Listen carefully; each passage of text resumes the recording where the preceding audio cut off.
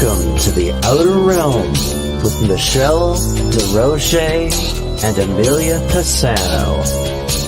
Airing live on the United Public Radio Network, 105.3 FM in New Orleans.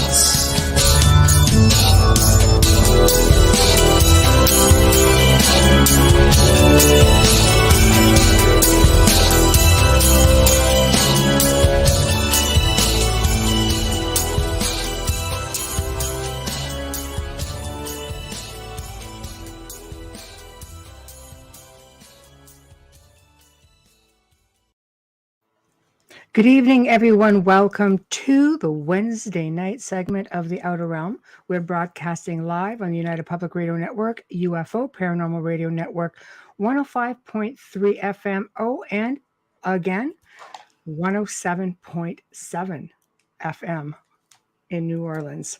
You heard that right? 2 FM stations. Double trouble. Anyway, more place to go and love us up. So we're fully sponsored by the amazing people over at Folgers Coffee who have been a part of our journey since the very beginning. So we're just so appreciative of you, Folgers. Thank you so much. It would not be the same without you on this amazing, amazing journey. Also, big thank you to Dr. Snick, the sonic surgeon, Justin Snicker, for his contribution of time, his voice, his music, for our intro and our outro. He's an award-winning composer of Halloween, horror, sci-fi, and dark wave electronic music, which can be found basically anywhere that good music can be found, specifically Bandcamp, Spotify, iTunes, Amazon. So please go check him out. Also, big thank you to Steve McGinnis, the artist behind the logos for The Outer Realm. So you can find him on Instagram and Facebook. Does a lot of custom stuff, amazing stuff, and he's got a lot of stuff just ready to go. Also, really big into the horror genre, so check him out as well. Tonight, for the very first time, we welcome Dr. Simeon Hein, and he's going to be discussing not just Bigfoot, but the whole phenomenon that surrounds Bigfoot and sightings and more. He's going to talk about crop circles. It's just phenomenal, the amount of information that he has. So really looking forward to hearing what he's got to say. But if you guys want to connect with us, same old, let's go to YouTube, UFO Gods, Extraterrestrials, The Outer Realm, UFO Paranormal Radio, and let's get over to Facebook with News on the Flip Side, Canada's Most Haunted with Michelle DeRoche, Joe Montaldo, UFO Undercover, UFO Paranormal Radio Network, and United Public Radio Network.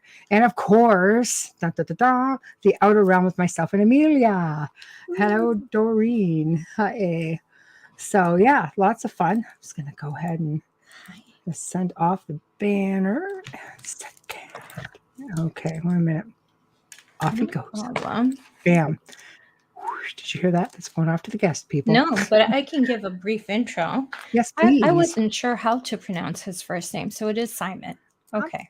Taking a guess. I'm sure he'll correct us. I hope it's right. Yeah, well, it's hard because is it Dr. Simeon or is it Dr. Simon? But Dr. Hein is a former university. It does. He's a former university professor in statistics and research methods. And in 1996, he actually he was introduced to remote viewing, and he was quite a skeptic and attended a class with surprising positive results, which later is the reason why he established the nonprofit Institute for Resonance and began teaching remote viewing classes in Boulder, Colorado, and continues to teach online. And as Michelle mentioned, he's interested in topics of crop circles, unexplained aerial phenomena, and extraterrestrials. So it would be an interesting night. Yes. Absolutely. He has a little write-up here. Says a Bigfoot is an ancient primate or undiscovered human. Why is the creature seen around balls of light, other paranormal phenomena? He basically examines critical new scientific findings in coherent energy, matter, and how these ideas help explain seemingly paranormal phenomena like space-time anomalies, orbs seen around these beings, and other mysterious cryptids. So it's like, so I thought personally this was like a Bigfoot thing, but apparently this is a cryptid thing, which kind of goes back to a lot of what Ron Morehouse was saying when he was on the show back in October. So you guys should go check out that archive as well. It was really phenomenal show, I wonder if the cryptids and all these other interests came before or after the remote viewing. Right. Yeah. Yeah, which came first, the chicken or the egg? Seriously, because I know for me, remote viewing came after because I didn't know that I was doing it. Right. So, so I'm wondering. It's really fascinating. It'll be a good question to ask him because that's a great question. Thank you. Hello, Michael. Greeting my spookies. Hello, Sue. Hello, Let's put up some of the greetings. Blessings from New Zealand. Sue. How is it in New Zealand? There we go. Hello. Everybody's starting to tune in. This is wonderful. Hello, everybody. Oh, guest of honor. Hello. How are you? How's it going tonight? Good. How are you? It's going a little colder. We are. Yeah, it's all over. Yeah. A little. Yeah, just a bit.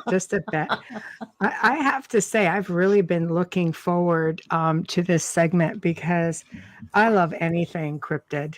I really do. And there's so much information out there that, let's face it, people don't think about it. I think, there's a lot of theories and you have a lot of division, and you seem to be bringing some of it together, which to me is really fascinating. So I'm going to start off the way I usually start off, which is humble beginnings. Like, one does not just, wake up one day as a little child and go, this is what I'm going to do. But then again, there's some people who have said to me, yeah, actually, I pretty much wanted to do this, forever. Oh, look, we're worthy of porn again. Say when you're hot, you're hot. I don't know, honestly.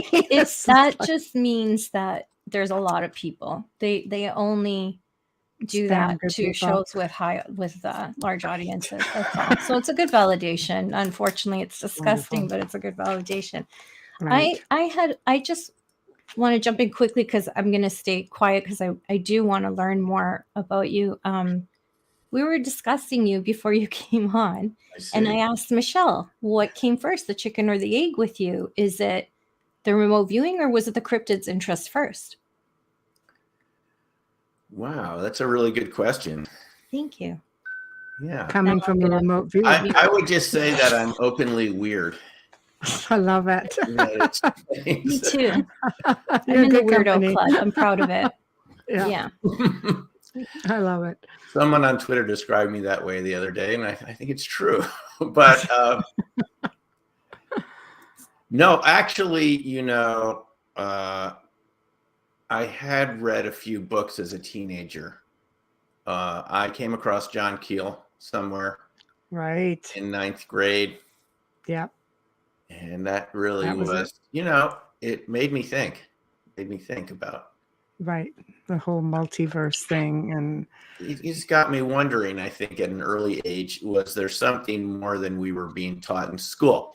And then maybe a number of years later in college, I came across Timothy Good's book, Above Top Secret. I think it was possibly at the University of Arizona. Right.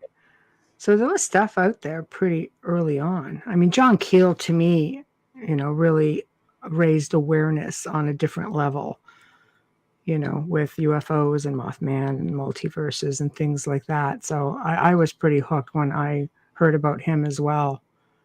Yeah. And I had a UFO sighting with my mom in the Everglades in the early 1970s. I might have been about 11 or 12. You would. It's Florida. There's a lot you left that out of your bio. Yeah. What's that, Amelia? I said you left that out of your bio. I would have led with that. Just saying. Yeah, well, I'll contact my agent and have her put it in the bio. It really happened. My mom was a bird watcher. She took me down to the Everglades in 70, I would imagine 73, 74, sometime around there. And, I saw something overhead that I thought was the moon. And I said, hey, Mom, look at the moon. Well, the moon was on the horizon coming up full. but this was bigger than that, and it was overhead, and it was glowing green, and it had, when we put our binoculars on it, there was a pattern of straight line dots, which immediately in my mind made it completely unexplainable, because if it were some sort of cloud, it wouldn't have structure within it, right? Right. And so there was structure within it, and I thought maybe it's like, I don't know, maybe there was a launch at Cape Canaveral that went awry and they blew the rocket up in space. They do this sometimes, not from Cape Canaveral, but the rockets have a sort of self-destruct mechanism. But the weird thing was, as soon as we looked at it, it started moving. It was stationary. Then it didn't act like a cloud at all. It moved into another cloud at rapidly. And then as it got dark, we saw there was a blackout in the whole area. And we go to the ranger talk at the amphitheaters they have at national parks. And we sit down in the front row of the amphitheater on the benches that they have there. And the people sitting next to us had seen it too. Oh, wow. We just said, we saw a UFO. That's what my mom said. And they said, oh, we saw it also. It's kind of coming out of a cloud. I still remember this. And well, anyway, as soon as the ranger talk started, my mom, the ranger said, did anybody see anything interesting today?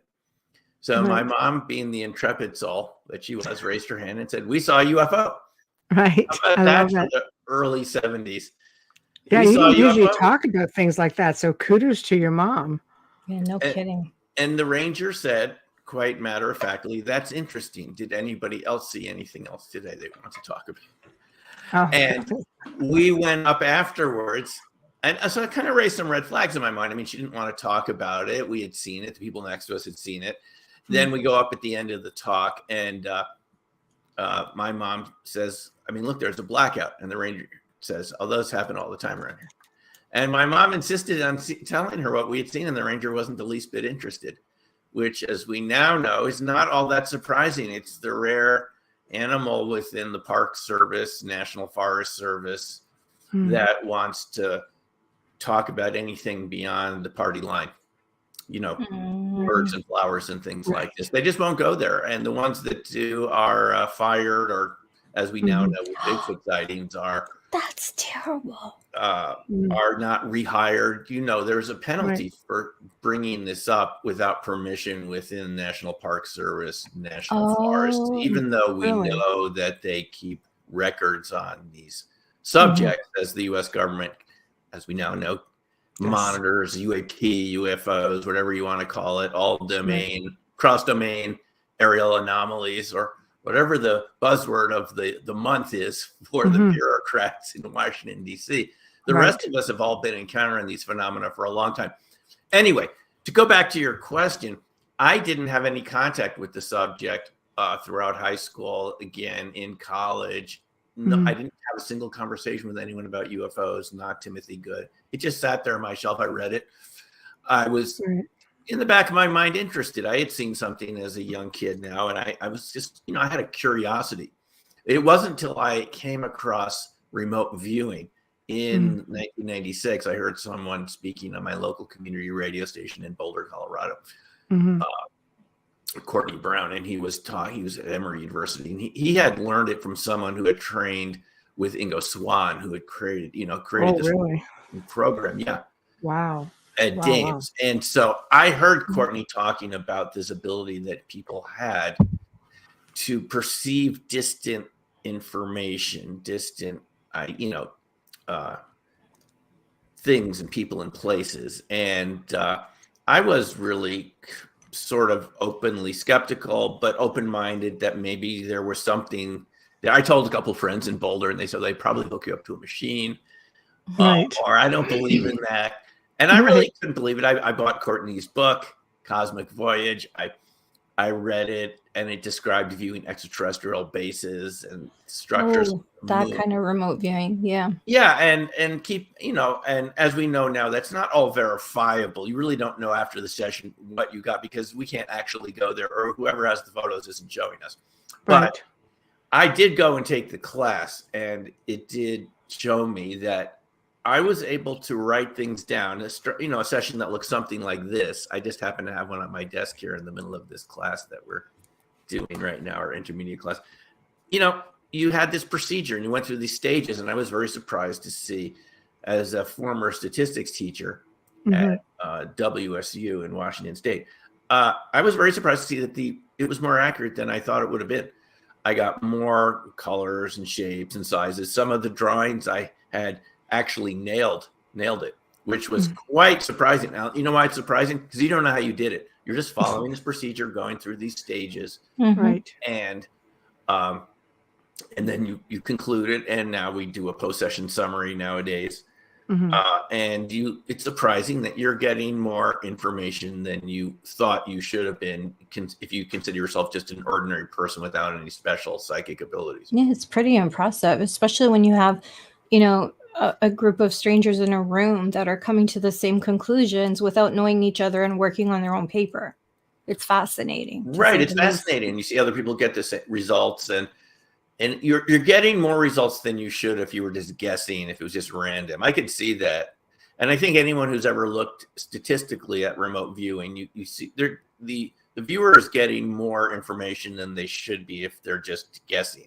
And Absolutely. Sometimes it's extremely accurate to the point where you can locate downed planes or missing people, as Beverly Yeager is a now passed on psychic from the St. Louis area. I mean, there are people that have done this who've gotten very good at it.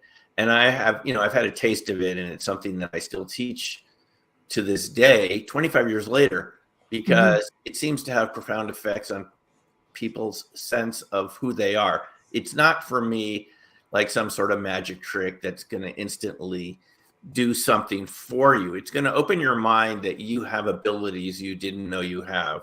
Right. We all dream at night, most of us. Sometimes you have precognitive dreams. Sometimes there's elements in those dreams that have something to do with your life. And RV is like a structured form of daydreaming. But it's surprising that it works, and it suggests that our universe is connected in ways that we don't totally understand scientifically or haven't in the past. And that there's more phenomena out there than we were told also. Because keep in mind, the RV program was classified until 1995. It was a special access program. The people that were in it didn't even tell their spouses. Yeah, it's crazy. Because, I mean, you look at even Michelle, working with the CIA and her RVing, because she's a friend. So we talked about that before. And it was pretty fascinating. And she goes, "Oh, yeah, I teach classes." I'm like, "You're allowed to do that?" She goes, "Yes." So it's really interesting. And then, of course, you have those who are natural at it. So, they don't, it's not a regimented training. It's just more natural. They can just do it. It's funny when you said a form of daydream, because I daydream a lot. Yeah. And she remote views. Yeah, I daydream a lot. I never even thought about that. Yeah. Well, it's natural. We all have this ability. And the reason we have it is it has survival value. The universe is saying to you, if you have a little information ahead of time of what's coming down the road, literally or metaphorically, it has survival value for you. And this is why, in a moment of need, in a crisis, in a situation where there's something going on with your family, you're going to get information about it intuitively and be very surprised when you pick up the phone and you already had a sense that something was going on. Right. This often happens. I mean, the listeners will identify with this. They'll know someone who had this happen where you just had a feeling to call a relative or something to find out that someone's passed away. Right. And it was a strong feeling. It wasn't just this random feeling I should talk to so-and-so. It's pretty strong. Or it could be to change your traffic routes. Yes. That there's some danger ahead that you didn't know about, but a little voice in your head said to stop. Right. So that doesn't prove it's all psychic, but it proves that we have senses. And this was Ingo Swann's main point. We have senses that we haven't been taught about.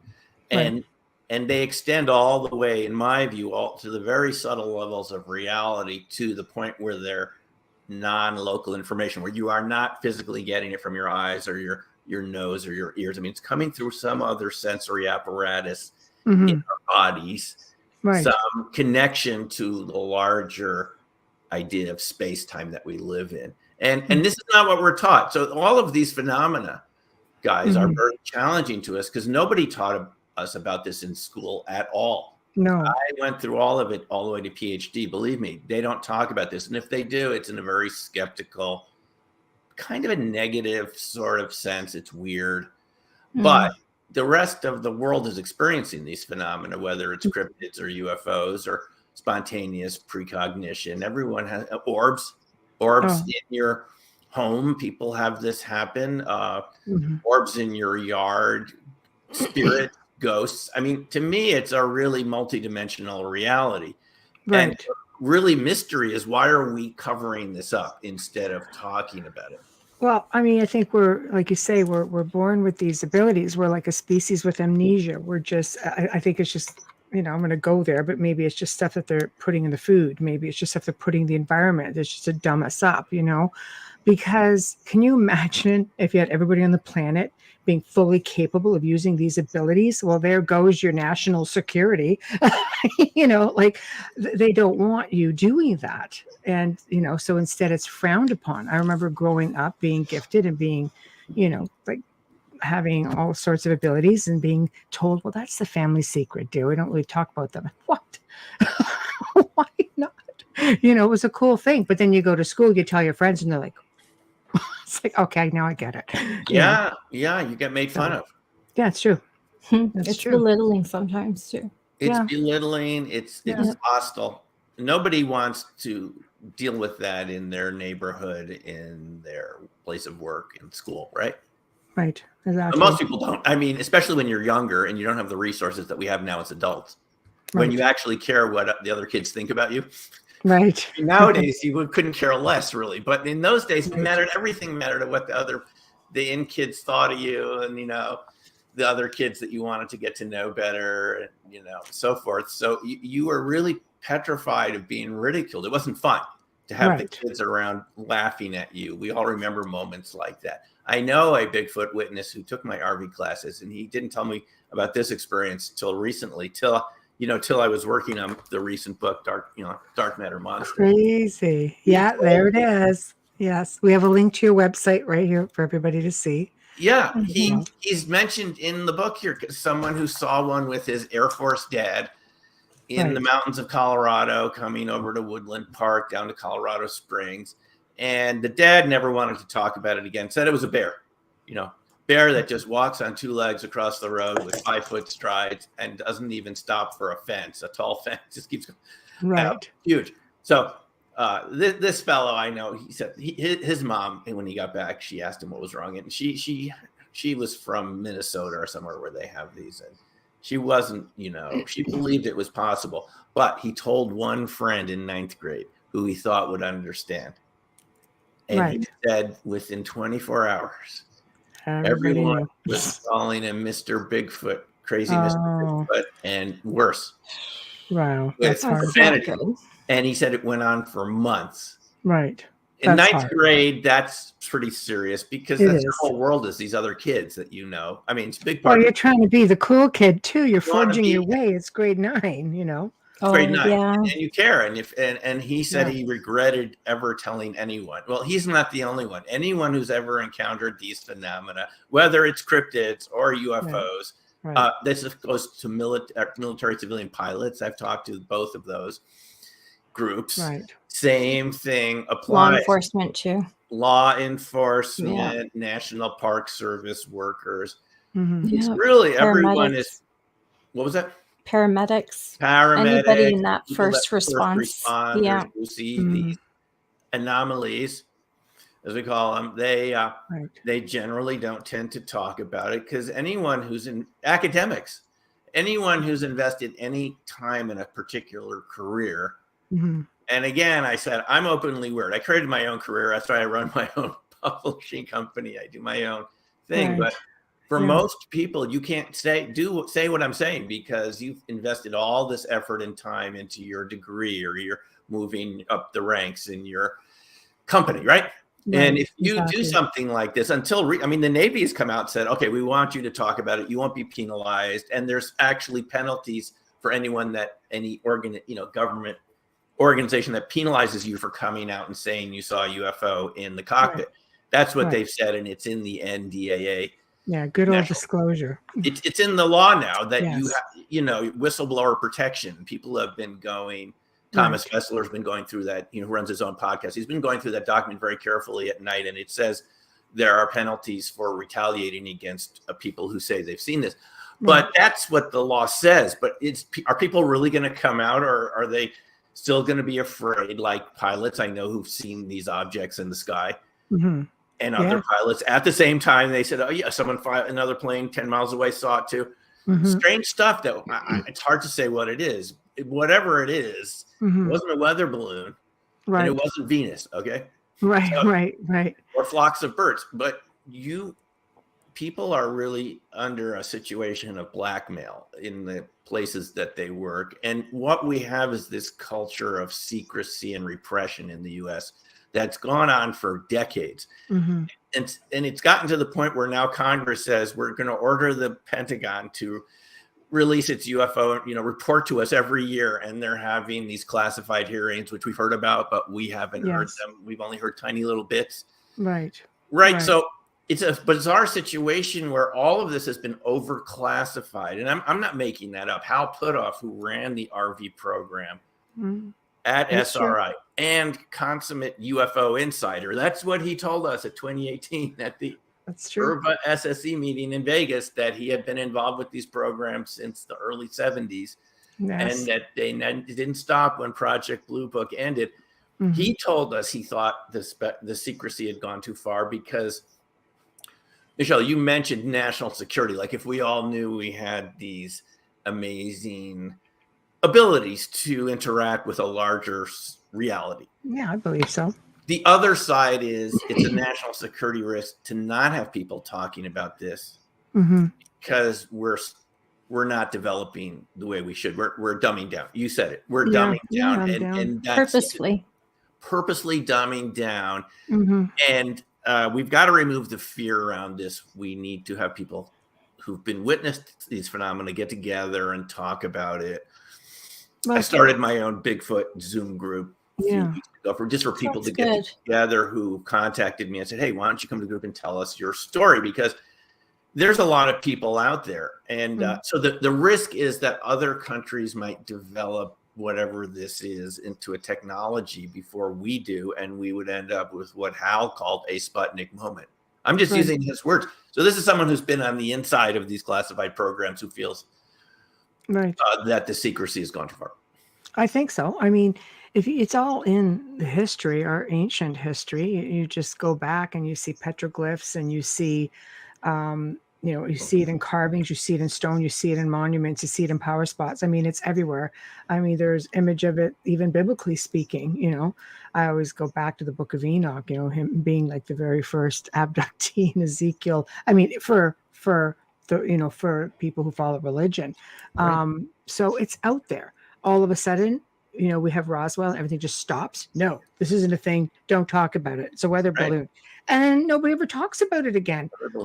So, and then you have, academia, even archaeologists saying, no, there weren't any UFOs in this. No, this isn't that. This isn't this. And all of a sudden now people are coming on board and they're saying, see, this is camera phones, people taking pictures, internet, it's being passed around. It's not so easy anymore to say, no, you didn't see a UFO. It's just trying to figure out, is it one of theirs or is it one of ours? Technically speaking, reverse engineering. And so I don't know. Do you think we're heading into a world of false flags? I mean, we've had a lot of people come on talking about extraterrestrials and saying, no, you don't have to fear them. This is crazy. But, they've instilled that fear. Media has instilled that fear. So do we fear them? Is this why we're afraid to maybe progress? I think it's there. I think there's a fear there. I think even people that are interested in this topic, I mean, how would you react if a ship really landed in your backyard and these I'd be all over it. That's me. You would. But there are people, you would. But two of you would. Yeah. Oh, no, not two of us. Oh, just one of you. Okay. Just one of us. Be honest about it. This one would faint. No. in my earlier book, Black Swan Ghosts, which was about all these UFO witnesses I encountered ever since I got involved with RV, they would come to the classes. They would share their stories with me at conferences. I just went to so many UFO conferences, and I just met so many great people and witnesses and so forth. And I took the best stories I had and put them into Black Swan Ghosts. So I have a witness in there who was a jockey for the Queen, Peter Leather, and he was walking on the downs in Surrey at 1 a.m. They were carrying a huge bust of a Native American kind of embossed in metal. Yeah. And they see this thing flash every couple seconds, blue, disc-like, and it's coming closer, and it lands on a hill 100 yards away from them. This lands, the door opens, and someone walks out. It was a Prince Philip. I know. Yes. He loved that stuff. He loved it. He was very disappointed in the first men on the moon when he met them in person that they weren't giving him any information. But it's crazy. Yeah. I just want to make a quick note to everybody who's putting comments in chat and questions. We will get to those, especially as we near that part of the topic. So don't worry. We're going to get to it. We will get there. So this to finish the story, this is such a classic British story. Right. So Peter wanted to meet this being 6 foot tall, skin tight suit with some red light in its hand, not necessarily a flashlight, just something giving off red light. Right. It's walking towards him. You know, can you see this thing lands? It gets out and is walking towards you. And he said his friend completely panicked, peed in his pants. And he panicked so much that Peter started to panic.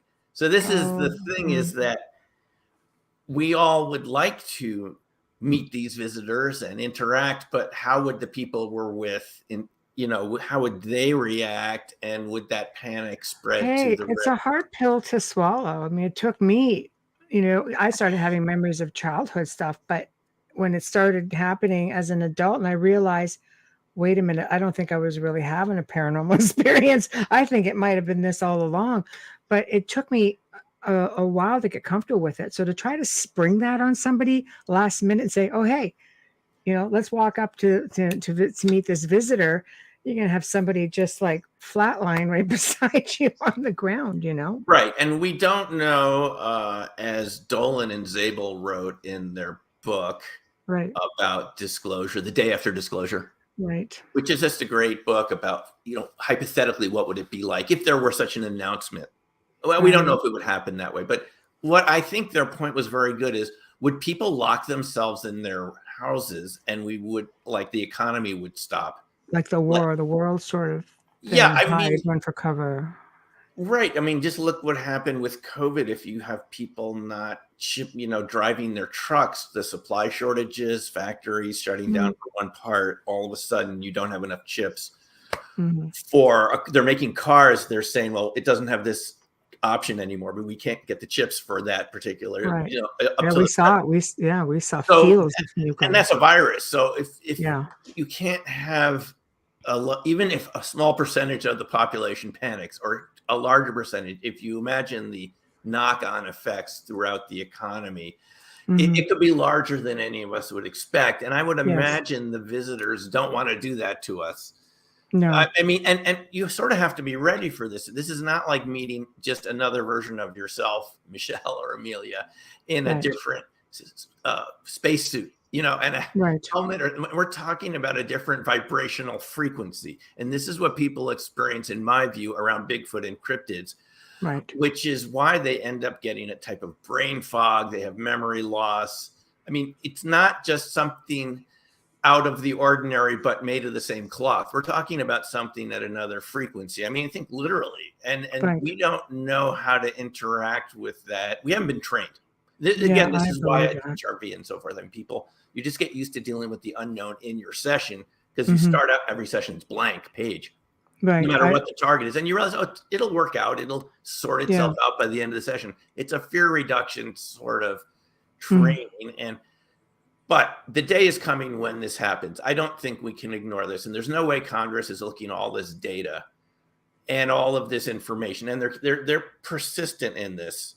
So they must know stuff that we haven't seen. We're told they've seen a 45-minute video.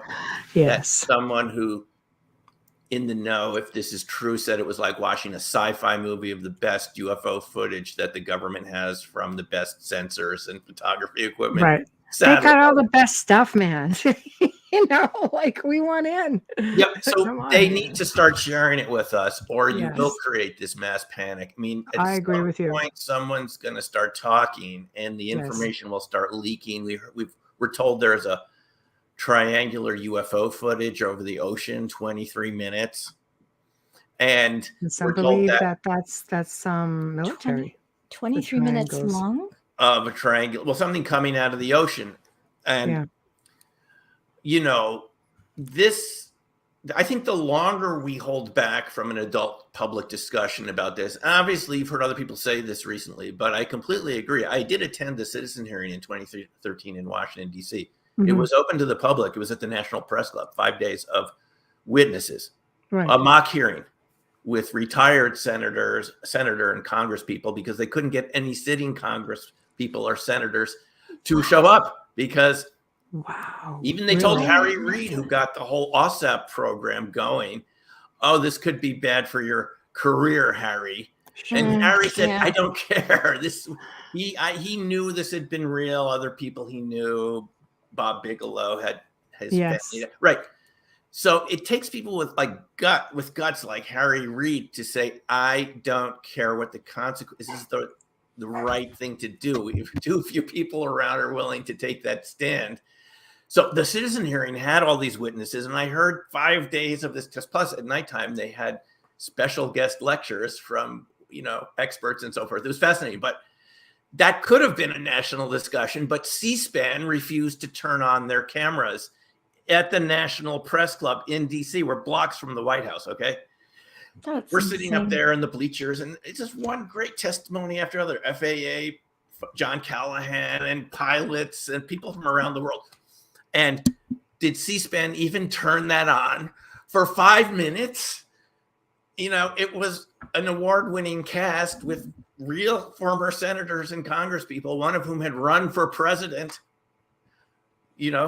and so this is a real event. It could have been, but no, I sat next to a New York Times reporter for a bit, and he said, this is the best material I've ever heard. It's crazy. I can't get them to send anyone from New York to cover the story, cameraman, sound person, so forth. So this is the story of it until 2017, when that New York Times article came out, even though it had inaccuracies and so forth, it was something. It's progress. It's definitely progress, but look how slow it is, guys. I mean, what was a decade later? It's like 5 years after the citizen hearing, and then the Washington Post, they all made fun of the citizen hearing. The reporters from the Washington Post, it was so glib, superficial. Why do old military men believe in little green aliens? It wasn't serious. I mean, I can't believe you have missile control launch officers. These are the people that could launch World War III, and they're telling you their control centers, which control 10 missiles each nowadays, had been shut down by UFOs. They knew they were UFOs because they went in that morning, or they were there underground in there. They shut down all kinds of nuclear weapons on Thank God. regular basis. But the United States has been one of the last ones to actually disclose and talk about it. I mean, you have other countries. They've had a program for a long time where they have put it out there for people to tell their stories. Brazil, they have their secrets, in Peru, but they still do the same. They're a little bit more forthcoming. And Russia, believe it or not, have been forthcoming with all kinds of stories. Figure, right? They were doing CE5 before CE5 became a buzzword. I believe Russia, though, because they always want to stay ahead of the game. What about China? No, we had someone from China at the citizen hearing. I forget his name. Excuse me. Anyone from China? I forgot his name. He was an official in China. You can get a UFO investigator's license. Yeah, I thought so, because license to, but he was open. He said, we don't think these are from Earth. And he brought little figurines that were thousands of years old. He goes, we think these are extraterrestrials. Look at the way they look. I think it's amazing. You know, China was more open. It's so it's like backwards. We're supposed to be the ones here with our First Amendment who challenge reality, but it's just the economic. So anyway, you know, I mean, here's what I think could happen if we don't start having a national discussion on this. We are going to have a Sputnik moment, right? And some of these videos that Congress is looking at, someone's going to bring their cell phone or something. It's going to leak. And do we want this to be a shocking encounter with the truth, or do we want it to be sort of mature adult? Well, if they're just going to, sorry, go ahead, Amelia. No, it's okay. I imagine that if you work in one of these buildings that do have these documents or do have these files on computer, that you wouldn't be permitted to carry a cell phone into those rooms. No, you're right. So you're right. It's not going to come out unless they're tortured and leaked out, or if their non-disclosure agreements have run its course or whatever, security levels and so forth. Because many CIA former operatives are coming out and saying, when people ask them, they're on social media everywhere, saying, or the first question people ask CIA operatives, former, is, are aliens real? And they all answer yes. John Ramirez. Right. Yeah. Yes. He made the podcast circuit earlier. Yes. This year. Yes. He was unrelenting. He was on all the shows, and he said there was a classified program within the CIA for UFOs, because they asked him to send people from his program in missile signals analysis and intelligence and orbs. They had a classified program in orbs, which they actually thought were another form of UFOs. That UFOs had a non-physical form that we perceive as orbs, just the light without the like a hologram. Yeah. This is John Ramirez, and he said on these podcasts that he asked his bosses, even though he's retired, if I say anything that I shouldn't be saying, let me know. He said they haven't contacted him. Wow. So they're using folks like John Ramirez to slowly let this out to the rest of us. But it still let it out, but to do what? Instill more fear, false flag, feed us the money into the military. We need this, and the enemy is greater. Yeah, sorry, Michelle. and look at the controversy around orbs. Why is that controversy put out there? Maybe they don't want us to know. But there is controversy because a lot of people, there are a lot of true orbs out there. But then you have people who are, like people send me pictures and they're camping and they're full of orbs. I'm like, it would be pollen. Moisture. Can I give you another angle on it? Yes, please. The conclusion I came to in Dark Matter Nonsense, the subtitle has Cryptids, Ball Lightning, and the Science of Secret Life Forms. Right. I just in a room. We're only allowed so many characters on the tag there. But you keep putting that up, please. Yes. In this wonderful book, if I do say so myself. And this is a strange book. I don't even know how I came up with it. It just all seemed to make sense all of a sudden. Right. I discovered documents from the U.S. Air Force going back to the 50s about ball lightning, research into ball lightning. And it was classified. Yeah. Right. Even the work from Eric Davis, we know from the Davis-Wilson memo. Right. Who was contracted by the Air Force to do a ball lightning study, a very good review of the literature of ball lightning. Since it's very strange. Ball lightning can seem like it's alive. Skinwalker Ranch, it can chase things. Ball lightning is really cool. I'm just saying. It's cool. Yeah, and it is. Yes. No, it's real. And about 5% of the population have seen it. I saw it a couple of times in the UK around crop circles. It's really strange. It can disappear quickly or it can persist. But these Air Force studies, you start looking through them. The Eric Davis study from, I believe, 2003, half of the pages are whited out. Stan Friedman used to make a joke about how they white things out instead of black. Ball lightning. So why, if you think a little bit, why would the Air Force classify ball lightning? Yeah. What do? Planes, things in the air. Gravity, anti-gravity. What does ball lightning do? It's hovering, anti-gravity. Creates its own gravitational field. Right. So I suspect, folks, and you see this in the book Skinwalkers at the Pentagon by James Lukatsky et al. Right. At the Pentagon. That's cool, though. Yeah, at the Pentagon, Defense Intelligence Agency, studying Skinwalker Ranch, orbs, and cryptids, and they see them when they go home, which they label the hitchhiker effect. That this has implications all around the board for science and technology. And I believe that a lot of this information ever since Tesla has been classified because the whoever possesses this type of technology, it's quite a different technology than we're used to. It creates its own gravitational fields, its own realities. Mm-hmm. And cryptids are part of this. UFOs create these same effects when they're around, cameras and batteries failing. Crop circles did it to our cameras and batteries. I have seen it myself. Okay, so let's touch on that a little bit. Yeah. Before we go to the whole cryptid thing, let's talk about crop circles. Right. So I learned about this topic from remote viewing. It was a target that we viewed at Farsight in 1996, and I did not know what a crop circle was in 1996. I'm straight out of grad school. Farsight, like Colorado? What's that? Where's Farsight? I'm sorry. It was in Atlanta. Atlanta. Okay. Yeah. The only thing I know in Farsight in Colorado is the Farsight Lounge, and it's actually haunted. Oh, okay. No, this is the Farsight Institute, and we had a target. I didn't know what crop circles were, but you always want to get feedback on your target, and I was very curious, and I went with a man named Ron Russell, who was giving crop circle tours in 1997 over to the UK, because he said we would walk around in them, even though we didn't know how they were being made. What they meant, it was sort of, I said, well, get some feedback. And the first thing I saw when I went over there, again, I was sort of open to it like I was RV. Maybe it's a hoax, maybe it's real. I don't know. I'll go and see for myself. But I saw camera and battery failure almost immediately in these big, precise spiral shapes where the grain, the direction of the wheat is spiraled over sizes of football fields. Our football fields, vast areas of precision. And then the cameras stopped working, the batteries, even a case of a camcorder melting on the inside, being in a crop circle, had to be resoldered. It was still under warranty.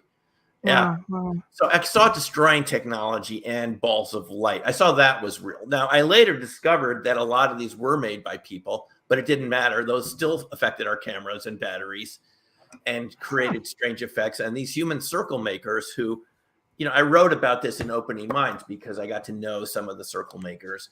I didn't think they could do big ones like this, but they actually took me out. They took us out during the daytime. One that the farmer had been paid. And then they said, you want to see us do one at night? It won't be legal, but you'll make your own mind up. Just stand there. You won't even have to do anything. Just watch. And they were quite good at it.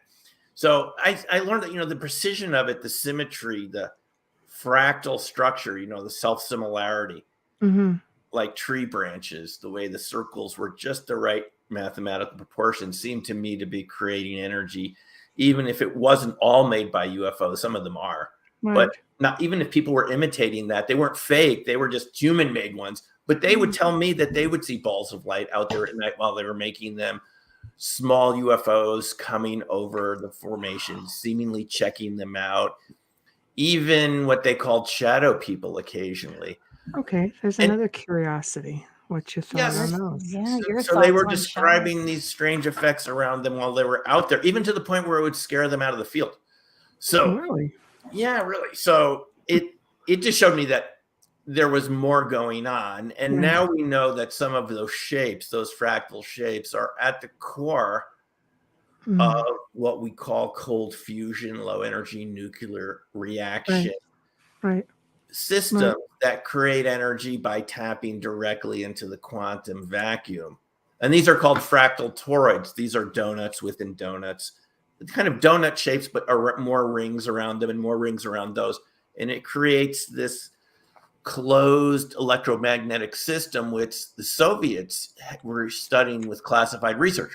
And it's basically a way to, the Soviets found if you created this focused donut, as it's called, you could turn it off, take the machinery away, and there'd still be a glowing orb on the table. And the people who originally saw this thought, like many of us, oh, this has to be a hoax. No, it wasn't. It really had a science behind it that shows us that nature, if you focus energy, even the ambient energy around the so-called quantum 0-point field, if you focus that, it creates glowing objects. Hello, ball lightning and orbs. That's where crop circles, actually. Yeah. That's where crop circles sort of led me to thinking that you could organize energy. And I'll tell you, I don't want to get too complex. It's dark energy. It's dark matter. Many scientists researching this, even companies bought by the Department of Energy and gone underground. Not Hello, surprised. Proton 21 from Ukraine. In about 5 or 6 years ago, they purchased this company. In their literature, they said that this sort of shape and process had something to do with focused dark matter from out there, but it shows up here. That's crazy. It is crazy, but I have to say, folks, I guessed at this in 2013. I wrote this little abstract and I put it on ResearchGate and these academic sites. Because I said, what is it about these crop circles? Wheat, it's inert. It shouldn't be conducting electricity. No. I mean, I used to build kits as a kid. I mean, wheat is not what you use in your circuit boards. It's an insulator. Yeah. I thought the only thing this could be, that's what energy is getting focused to knock out our cameras and batteries. It had to be dark energy or dark matter from out there, because it's not just out there. It does lens. It tracks. Yeah, but I was just going to say, but how? That's the bigger question. It's around all this dark. Okay, so doing research in this, I came across someone named Dr. Alexander Parkhomov, a Russian researcher, who wrote this fantastic book called Space, Earth, Human, which I have around here somewhere. He said there's much more dark matter around than we realize, and he created a dark matter detector, which he said would be affected by the position of the sun and the moon, the whole solar system, basically gravitational objects, lens and flux, dark matter. Dark matter being matter that we can't see, that we know outnumbers our visible matter by 10 to 1. I mean, it's been speculated about for 100 years by astrophysicists, cosmologists. And it seems that we're interacting with the cosmos through dark matter. It's not directly electromagnetic, but it creates a pressure, and it can accelerate biological and chemical reactions. And that's what researchers have found. Whether it's Takeaki Matsumoto in Japan, Parkhomov in Russia, other researchers here have found that there is a dark matter component to some of these very intense energetic reactions. So we're interacting with the universe and the cosmos also in a very interesting way. And it sort of varies based on our position of our solar system in a galaxy to other galaxies, which is really hard to even think about, but that's what they found. So there is energy around. It's not just a quantum process. There's energy around from the background cosmic radiation from the Big Bang. It's called relic neutrinos. These are from the Big Bang 13 billion years ago. And guess how many you're in contact with per second of these relic neutrinos? They're relatively big and slow, not like the solar ones, which are really fast and go right through us. About 10 million a second. That's crazy. In your body. That's all I can say in this interview, I swear. It's like, what? That's amazing. We're interacting with cosmic energy every single second. And the reason I went in this direction is I'm speculating that cryptids probably can harness this like crop circles in some way, which gives them their extra special powers. You know, their speed and their invisibility and their ability to morph and do all sorts of crazy stuff in your mind. So look like an animated character from tree to tree. Yeah. Okay, we're going to come back to that. Consciously holding my chin up. Well, we're going to come back to that. I just want to. It's just my ideas about it. I love it. You're wrong. I'm happy. I'm really digging it. It's actually really, really interesting. I just want to get a couple of these comments up because it'll segue us into it. Okay. Yes. Here we go. Okay, Simon, what is your definition of monster? Hi, Adrian Thobin. Okay. Well, that's a good question. I mean, what I'm describing in dark matter monsters is any sort of life form that we don't understand very well, that can scare people, that it's very loud, that's very fast, that can be potentially hostile, very big. Yeah, I mean, monsters are partly just the way we imagine things that we don't understand very well. Right. Like giant sea squids used to be thought of as monsters. Right, and they're so logical. And they were huge, and they would attach themselves to ships, and we now know that they're giant sea squid. But it's sort of in our mind that it's things that we don't understand very well, and I think cryptids can fit into that. Right. Are they literally monsters? Not necessarily, but I mean, they can certainly seem like that to some people when they're hostile. Let me put Are it that way. they maybe extraterrestrial, do you think, or are they, again, interdimensional, dimensional? All the possibilities are on the table, but in my mind, they are life forms that evolve beyond even where we're at in terms of their Right. psychic and PK abilities. We just assume we're you. the most evolved creature on the planet, and we are taught this from a very young age that we're the most evolved, smartest thing around. But let's say it's not true. No, I agree with you there too. Yeah, it might not be true. And if the other creatures know how to become invisible, how to morph, how to do things that we're physically not capable or don't know we're doing. I mean, I've seen PK demonstrations and levitation and all this, but if they did do this, they probably wouldn't be around all the time, would they? They'd be off in their own version of Earth doing what they want to do because, humans are a pain. I mean, do you want to be around humans all the time or maybe just some of the time? No, we're vicious. We're vicious and we're mindless in many ways. We're not good neighbors. That's where I'm going to leave it. Not good neighbors. So we're not good neighbors. So you can't blame them for going off into their own parallel reality and just popping in here when it's convenient, when they need to eat or whatever. Right, exactly. Yeah. But they can be very human too. We know Bigfoot stories where they rescue people. Let's be honest, they can be very cooperative. They can be the other way as well. They can be what?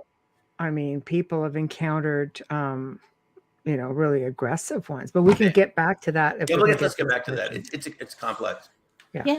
Nori Aval says, do you think Bigfoot could be intelligent beings that could have been crossbred or DNA manipulation for slavery from possible aliens that use this planet as a breeding ground for a slavery force and abandoned, forgotten Bigfoot force to hide?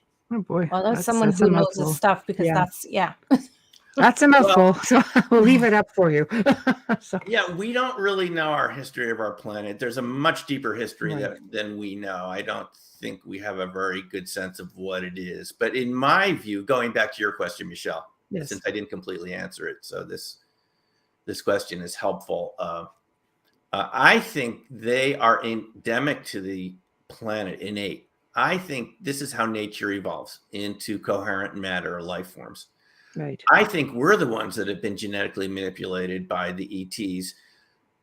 This dumbing down that we have is not just from a secret government. Somebody dumbed us down because it's clear if these Bigfoot and Dogman and other cryptids are around, and there are many different types, even if some of them are pretty rare, they're out there. Right. And if they can do all this stuff like move in and out of portals and just disappear in front of your eyes, as many people report, even non-believers said they saw it, and it just, we don't do that consciously, right? So I think that they are actually nature's development. It's the logical development of nature, just like electric eels and the cuttlefish that can instantly blend in. These chromophores that allow them to instantly blend into their background. That nature just keeps evolving. I think we're the ones that seem artificially stopped in our evolution. We became very dependent on material technology. And even though we've had people like Nikola Tesla and others, and Einstein say, look, we have this ability to connect to nature and it could supply us with the energy we need. We haven't really moved in that direction. It's pretty slow in my view. Don't you think it's pretty glacial? It is, but that's what I'm saying. Like we've been definitely dumbed down. But do you think it has to do with, like you say, maybe extraterrestrial interference, or do you just think it's our own government that's like, you know what, we can't. This will get out of control. Like we just can't let these people, fluoride in the water, all kinds of things. Like, yeah. So it's just like it's purposely keeping us from our natural evolution, I believe. Right. Our evolution is to have more and more abilities over time, just like we see in so many other species. Even other animals can navigate via magnetic fields. Can you do that? Can I do that? No, we need a cell phone to tell us where to go. We can't even get to the store now without looking. Even then, I miss the exit. You still miss the exit, but other animals, even fruit flies, have a magnetic structure in their brain that allows them to navigate all around the area they're in without any compass. Birds, So it seems to me that we are dumbed down, and it could have been. I don't know the whole history. This is a big story. This could be one reason why the elites haven't wanted us to know about this story. We could have been deliberately dumbed down by extraterrestrials. Maybe, Zachariah Sitchin's idea that we were gold workers. I mean, something like that. Do you think we could have been dumbed down by our own people? There's certainly that going on. Fluoride doesn't help. I've done a lot of research into fluoride. It's a neurotoxin, and there's a federal court case going on about it. It's gone on for over a year now, where Judge Chen is very concerned about this evidence for neurotoxicity. There might be a ruling against fluoride within a year. Wow. Against the EPA saying it has to be regulated like a neurotoxin. It can be very harmful. And very harmful. Going back on the birds thing, I mean, there are crows that are smarter than some of the people on this planet. They are the best talking bird in the world. They're brilliant birds. Like a minor bird. Brilliant. Yeah. Absolutely. You spend any time around animals out there, they're really smart. And we are good at linear calculating type of mechanistic intelligence. We're very good at that focus, but we're sometimes very dumb in terms of our relationship to this larger system, ecosystem that we live in, the larger cosmos, right? We're not paying attention a lot of the time. This is what I like about RV. It says focus on your situational awareness. That's really what RV has to do with, is being aware, focusing on every little feeling and thought that comes in during the session.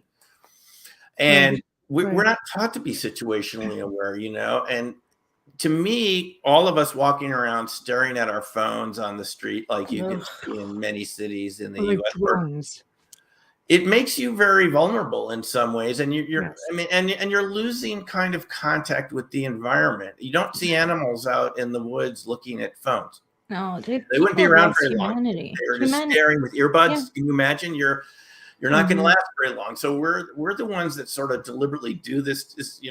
It's just look at the whole Facebook thing, Meta, the whole Meta thing, virtual reality. I'm sorry, why do I want to put on a bunch of goggles like I'm walking out in the forest when I could just go walk out in the forest? Go to the forest. Yeah. Well, okay. I mean, unless you live, in a big city and you have no forest, it would be exciting. But I think you know where I'm going with it. It's just like we're taking away from ourselves. We're so enthralled with technology that we don't stop to think that we can be creating and manifesting our own reality in many ways. Right.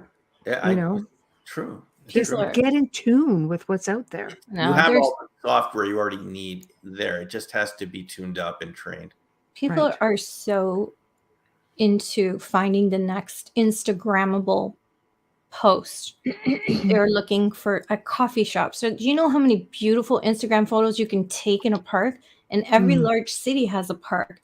And as long as you stay away from the park, your frequency is off, you're grounding everything. It's not healthy. Think about it. People spent a lot of time. I was born in 1969. We spent a lot of time outdoors as a child. This is ridiculous. And there's scientific evidence, Amelia, to back up that spending time in nature has really large cognitive and health benefits.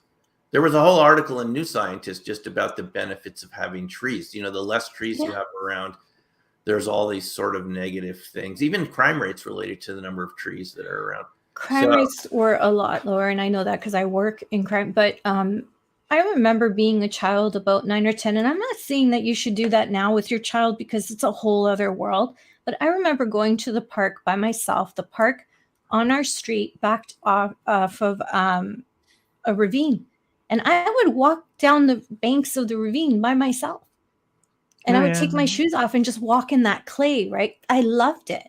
As a child, I understood without understanding. World for sure. You couldn't send a child now. It's so unsafe. I work with missing children. I would not recommend it. But I do recommend you go with your child and let them feel the dirt. They're not getting their hands dirty anymore. No. They're not. And we know that that's related to rise in allergies because being exposed to dirt on a regular basis boosts your immune system. Yeah, we're built to be in challenging situations outside with temperature changes and dirt.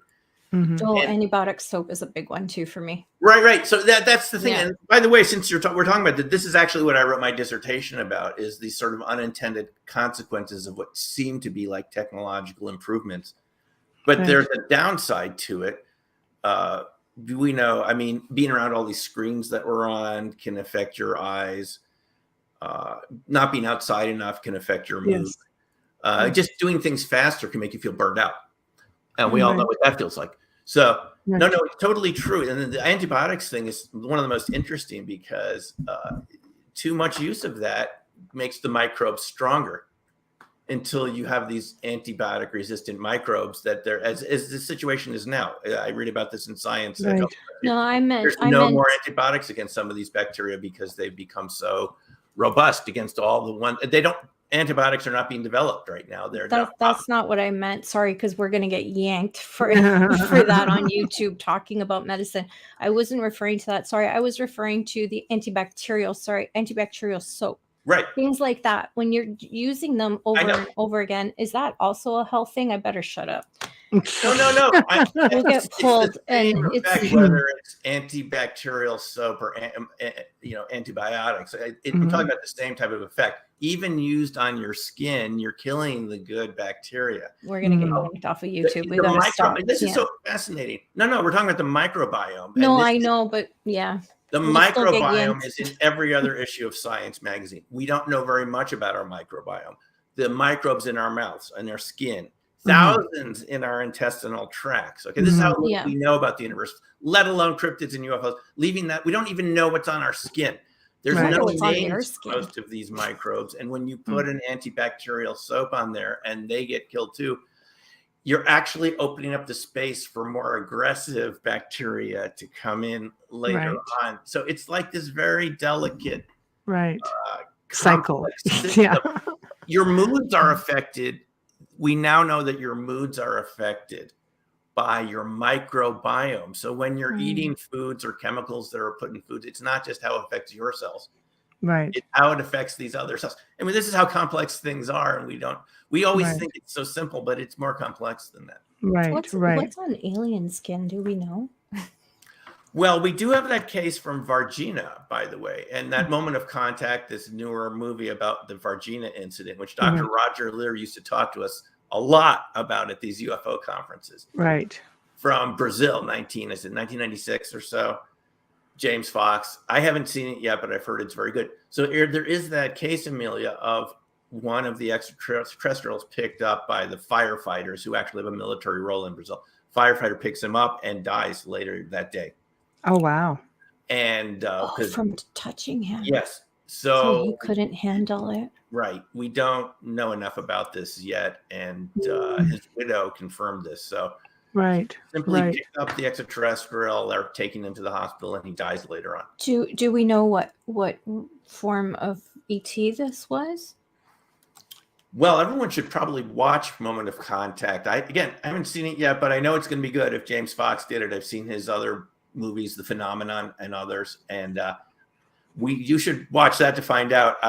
We don't know who they were, but they were telepathic, and Lear told us that the surgeon who operated on one of these ETs who didn't make it, apparently the bodies were taken by U.S. Air Force planes that showed up. Well, there was an agreement between Brazil and the U.S. that they would give us anything that fell out of the sky in return for something else. It was very interesting. This treaty. Yes. Well, I'm sure there's a lot of those agreements. Well, the surgeon said that he got this telepathic message from the ET while he was operating on him. Oh, God, that's crazy. And what the ET, I'll never forget, because Roger Lear told us, it made such an impression on me. This must have been 15 years ago. Wow. He said that the ET said, "I feel sorry for your species because you're so disconnected from nature. No. In my society, in this situation, all the other beings would gather around me and just spontaneously heal me. And you guys don't know how to do that." No, it's true. Like I said, I'm saying, we are a species that we are barely participants in our own lives. We really don't. Sad. You know, we're ruled by technology, and we believe what we've been told. But it changes every couple hundred years. I mean, there was a Yes. time when people believed that the Earth was the center of the universe, and True. this was it. This is the only planet that mattered. Nobody Right. believes that anymore. Right. We're discovering new exoplanets all the time. There's new Right. telescopes out there, James Webb. Yeah, it's beautiful. The universe is getting bigger and bigger. But the people Right. that suggested this, Galileo, Copernicus, Bruno, Mhm. they paid a heavy price. Right. Copernicus didn't even Especially publish. in those times, though. Yes. Yes. They did, because there was one big authority. We've got it much better nowadays. Yeah. Talk about repression. I mean, the government was the Vatican back then, and they said, Mm. you're not allowed to believe in this, the heliocentric idea. You have to believe that the Earth is the center of everything, because that's what Aristotle taught us. That's true. Yeah, but yet the Vatican's the first to believe in that. Yeah. They aren't nowadays, but back then they were very repressive. So, I mean, compared to then, we've got it good, guys. Right. Things change. They do It's true. change over hundreds of years. Well, I It'd be think nice if it didn't take that long, but Well, it's different times, and I think people right now are open also to wanting to know more. Some don't want anything to do with it, and some of it I think could be because of religious views as well. But I think you're finding people are starting to wake up a little bit, and they're willing, I think, to learn. And I think cryptids are one that they're easier for them to accept, amazingly, than an actual extraterrestrial, even though like they could potentially be one of the same. But I'm curious because I was watching one of your interviews on your YouTube, to which I subscribe to, and I really enjoyed it. And you talked about one of your witnesses and others reporting missing time when having witnessed one of these. Like I'll go with Bigfoot, for instance. right. The cryptids on average. It almost sounds ET-like, because that's where missing time is. So we hear the missing time stories. Isn't it challenging to understand? We've Yep. associated the missing time with ET contact. Yes. Yes. I have it in Black Swan Ghost. I have a witness, Joy, Yeah. who lost 8 hours of time on Mount St. Helens driving with a friend. All of a sudden, they're back in their respective homes. Don't remember how they got there. Missing 8 hours from when they remember this light coming down on the vehicle, car stalls, radio goes out, and then all of a sudden they're back in there. What happened? Right. To me, this was the most surprising thing that happened. If Bigfoot is just some relic primate, Right. a wild man, or an escaped gorilla, Right. it's not going to create time loss, because that doesn't happen to you when you're around these animals in the wild or at the zoo. None of us have ever gone to the zoo probably and had time loss, at least not like this. But that's what the witnesses say. They describe they're looking at the Bigfoot, then they're back in their vehicle. Maybe 10 minutes went by. They don't know how they got back in the vehicle and it started. They're in this running vehicle, or hours of time go by, or people seem to lose consciousness around these creatures sometimes and then wake up and it's night and they're in the woods and it's raining. And like hours have gone by and now they have to get back to their vehicle. Right. Again, we're talking like an energy thing, maybe a frequency thing. Well, these sorts of more evolved materials, what I call coherent matter, past plasmas, we're all familiar with neon bulbs, right? Aurora borealis. But when you self-organize that type of ionizing material, you end up with coherent matter. However you make it coherent. And that type of coherency can change the structure of space-time. And it can even change something that's called the permittivity of space, which is sort of a fundamental electrical constant. It can change the speed of light. And people that have researched these orbs, ball lightning, cold fusion, Ken Shoulders, for example, who worked at SRI in microelectronics for the NSA before the remote viewing program. He wrote many papers before he passed away about this, about how these sort of coherent energy balls create their own structure of space-time. Like they're in a different reality than we are. They're in an envelope with a different permittivity constant than us, which would make their speed of light faster compared to ours, and all sorts of strange effects.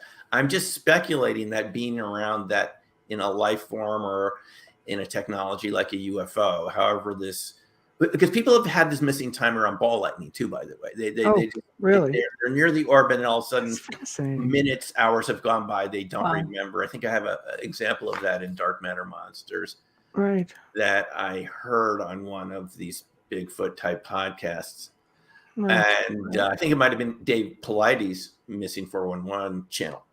And a woman describes encountering an orb on a bridge, and all of a sudden, it's like a couple hours have gone by, and it's very late. Mhm. You run into people like this all the time in this subject matter, even friends who say that time they're in the woods. I have a case in here where someone I know in Colorado went for a hike in Estes Park. She and a friend of hers, they're 20 minutes into the woods on a trail. All of a sudden, they're back in the parking lot. There's a lot of stuff that happens in Colorado, though. I mean, Well, Denver's it's huge. Yeah. It happens, but it happened. Yeah, I learned about it from being in Colorado, from all these folks who gradually told me their stories. But I imagine this happens anywhere. You know what this suggests to me? I mean, you can have other alternative interpretations. That space-time is more malleable than we think it is. We've been taught that it's just constant, that there's a fixed speed of light. But even Albert Einstein, Right. who developed special relativity theory, was working on an idea that there was a variable speed of light, and that all bets are off. When you have a variable speed of light, things are going to affect you in different ways. And the magnetism and electricity will be different if you have different speeds of light, since it's based on the permeability, permittivity. I mean, technically that's what it is. So that is the interesting thing to me around Bigfoot. That's a big clue that we're not dealing with a primate, Right. or ordinary primate, because you hear this more than you would expect. Now, a lot of Bigfoot researchers want it to be a primate. I know some of these people. Some of them are my relatives. People who went to graduate school, because I've talked with them recently. Right. They don't want any of this spooky stuff around their Bigfoot. They just want it to be the footprints. We all know what's going on. You know, everyone's heard this. The footprints, and it's just a big Gigantopithecus. It's hard for some people to get their heads around something like that. Right. But this is what the witnesses tell us. And even the Native Americans have stories like this. If you look into the Native American traditions, they all have a different name for Bigfoot, and they talk about it having special powers and so forth. And so that's what makes it very challenging to understand. So, Michelle, this is normally what you associate with UFOs. And this is what makes it hard for people to wrap their minds around, is how something that seems ancient and primitive like Bigfoot have anything to do with UFOs. But my view is that Bigfoot is not, maybe ancient, but it's not primitive. It's highly evolved in ways that, whatever reason, and I don't totally know the answer, we went off in a different technological direction. We're definitely related to them. We look like them in a lot of ways. But they went off in a more paranormal direction. And they don't need houses. They don't need clothes. They don't need cars, because they can run as fast as a car on the highway. It's seemingly, and other cryptids too. You've heard stories about this. Yes. Without even skipping a beat, they seem to be able to keep up with your car. Jonathan Dover, the Navajo Ranger, talked about a dog man keeping up with him on the highway at 85 miles an hour. I believe on the that. Navajo reservation. So, what are we dealing with here? That's a good question. You know, I tend to wonder, do they come in and out of portals, perhaps? Like the Loch Ness Monster. No way anything can survive there. You know, we've never seen any evidence of habitat. There's nothing here that can feed them. Well, I don't know if you're coming out of the portal and popping back out. I guess it's not an issue. People see that. We have to hold that thought with a station and sponsor ID. Now we have to do the actual work part of this. Everything else is enjoyment. I was just like, what? I know. Sorry, and I had the cup waiting, and then I got lost in that conversation. Yeah, I could go on and on right now. It's us, that the three of us, people like us, who just make the holidays that much better when we're at the family table, right? Yeah, life of the party. The weirdos take it. Oh no, I love. They do in my household. Yep, we always have good discussions. Yeah, absolutely. You are listening to The Outer Realm with Michelle DeRoche and Amelia Pisano, coming to you live from the beautiful city of New Orleans on, wait for it, not just 105.3, but 107.7 FM as well. Tonight, we've got Dr. Simeon Hein in the house with his newest book, Dark Matter Monsters. If you missed it, don't worry. You can get us an archive. Just stream or listen to our archives on the platform you normally use. Simply search United Public Radio and then The Outer Realm, and you'll be able to find all our shows, including from the beginning tonight's. Shout out and thank you to the amazing people at Folgers Coffee for fully sponsoring our show from day one. We love you and we thank you so much for your continued support. Shout out and huge thanks for our intro and outro to Dr. Snick, the Sonic Surgeon. Justin Snicker is an award-winning composer and musician. You can find his music on Amazon and Bandcamp and find him on Facebook and Instagram. Speaking of which, if you are watching us on social media or on YouTube, please give us a like and subscribe. You love us. You're here. Just hit like. You haven't. What's wrong with you? Yeah, we need you. We need you. I say it with love. Thank you. I say it with love. Always. Getting back to missing 411, there's a lot of people speculate that Bigfoot is maybe responsible for some of these disappearances. What are your thoughts on that? Knowing what you know with respect to what you perceive is, I think it's a really good theory. Right. I think it has to be something that's considered as a possibility. Okay. I mean, it's the interactions people have with Bigfoot seem to me so complex. They're so varied, just like they are with people. Mm-hmm. As we were saying before, sometimes the encounters seem very helpful. They rescue people who've broken limbs in the forest. They bring them back down the path to cabins where they would have died up there. They feed them.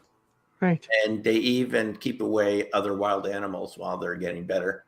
Wow. So they're saving them essentially. Dreams that have fallen in. Right. I mean, this has all been. I've even heard cases of people saying that one of these creatures came out and put their car back on the road if it slipped off, during someone going around a turn too fast after an emergency or something. They're trying to get to the hospital and they skid off the road and Bigfoot comes out and puts the car back on. See, that would wig me the hell right out. Yeah, but sometimes they can come and pull your car off the road too, and then push it over while you're still in it. Exactly. You read about these cases where they push cars over ledges and things, and I don't know if the jury is in yet whether they're actually taking people. We've heard about these cases in the past of people explorers in the West, Albert Ostman and others, right? Who you can read his account of being taken away. And I even talked to these Navajos at the Bigfoot Adventure Weekend in Bailey, Colorado last summer. Right. And the Sasquatch Outpost holds this event, and it's a couple days out there in a known Sasquatch territory around Bailey, Colorado. And we spent a couple nights going out to where they'd been seen. My group didn't see anything, but another group a couple miles away had them in thermal imagers. They put it on YouTube. Wow. And you can see them. These beings, they don't look like moose to me. I mean, they're standing upright, and they said they heard howls. And they took us back the next morning and showed us how tall they would have been where they saw them. And so these Navajo that were there, and I worked with the Navajo during college. I went down to New Mexico and worked over the summer when I was 18, 19 for several months out there in Rama. And so I was talking with them, and they told me there was a case in the 40s where a 5-year-old was herding sheep with her family and disappeared. And they searched for a couple of days, went farther and farther out into the woods, couldn't find her. And then a couple of days later, she comes back and says that she was with these tall, hairy creatures. And they said, bear, right? And she said, no, they walked on 2 legs the whole time. Bear would have torn her apart. And right. Bear don't do that. And most bears don't do that. So, but she said they fed her and they just wanted to spend some time with her. They weren't harmful. That's fascinating. And we do have cases of them talking to kids through walls and the kids will say they can hear them in their mind. The adults will see the Bigfoot outside, but they're talking telepathically. People report this, by the way, to another aspect of this is they can even Les Stroud from Survivor Man Bigfoot talked about having this telepathic experience, and he actually went to a psychiatrist to see if he was schizophrenic, which he wasn't. People report hearing them talking in your minds, sometimes, though, trying to trick you to go off the trail in the wrong direction. And with these kids, it just seems that the cases I know about, if the kid went outside, they just sort of played with the kid. It wasn't like they were harmful, but we don't know all of the stories, and we don't know if this is responsible for some. Well, I think kids are more in tune as well, right? Like psychically, they would be able to communicate telepathically. Like I said, the adults have been dumbed down, but the kids have got it together up until they get to that point where they're, fluoride and everything else. I think they're just more in tune. I don't know. I think it's fascinating. We've just been taught to fear everything, literally fear everything. So we're not open. We've had so many people come on the show and talk about Bigfoot with a lot of different theories, which I find it's all super fascinating.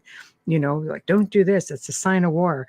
Don't do that. Like they don't like that. Or I'm just like, God, I'm afraid to go anywhere. Just, go out in the woods and just don't touch anything. It's like, walk through. I know. Just don't do anything. Just, don't tap a tree. Don't make loud noises. And, but you made mention of Skinwalker Ranch a little bit earlier.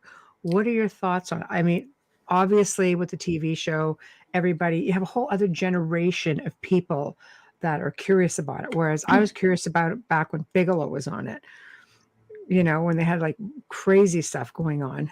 What are your thoughts on that? Yeah, well, you definitely have these areas, Skinwalker Ranch, Marley Woods in Missouri, which Ted Phillips studied. That was going to be the next half of my question. Other areas more sensitive than others to this native activity. Yakima area in Washington, Elbert County. I mean, these areas are named in Hunt for the Skinwalker, the first Skinwalker book, right? Wow. Okay. From Keller and Knapp, right? So there are areas, and I'm not sure exactly why these areas. I mean, you would just imagine that they would have a higher concentration of minerals and elements that allow this coherent matter to form more easily than other areas. That's how my scientific mind thinks about it. And it could be wrong, but I would imagine there's something in the area that makes that formation of orbs and ball lightning coherent matter, and all the other there's a mix of everything, literally comes along with that. That's the real point, is you don't just get orbs and ball lightning, you get life forms that travel that frequency too, like a paranormal highway. And Skinwalker Ranch is one of those places. I remember speaking to one of the witnesses who worked for Bigelow, and I met him in the crop circles, and he had spent time in front of the infrared cameras, he said, when they saw something like a doorway, a hole open up, and a huge Bigfoot-like creature step out of the road, out of just where there was nothing. All of a sudden, this creature comes straight up out of the ground, something like that, or drops out. I wasn't quite sure if it was down from a portal or up from the road, but he said they all saw it and they just walked away on two legs. And I mean, this is someone who actually saw it with their own two eyes. Right. So there are these areas where this happens. And I think it's important that we don't just create a lot of superstition around it. It doesn't necessarily mean that there are entities there. People often talk about the entities at Skinwalker Ranch. Right.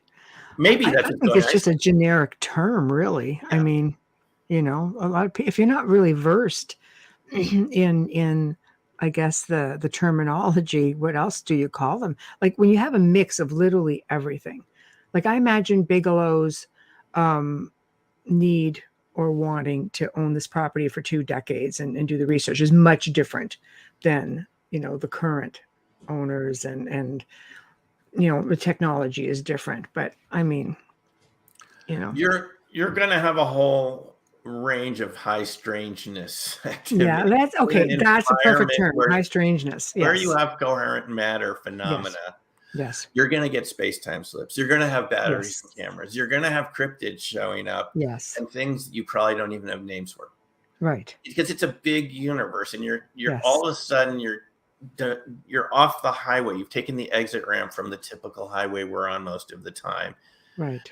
into another universe where I think parallel realities become involved. And this is what Keller and Knapp say at the very end of Hunt for the Skinwalker. I'm going through the book. This is interesting. Finally, in the epilogue, they mentioned Hugh Everett III's many worlds idea. Hugh Everett being the grad student at Princeton in physics, worked under John Archibald Wheeler, very mainstream physicist, worked in Manhattan Project, right?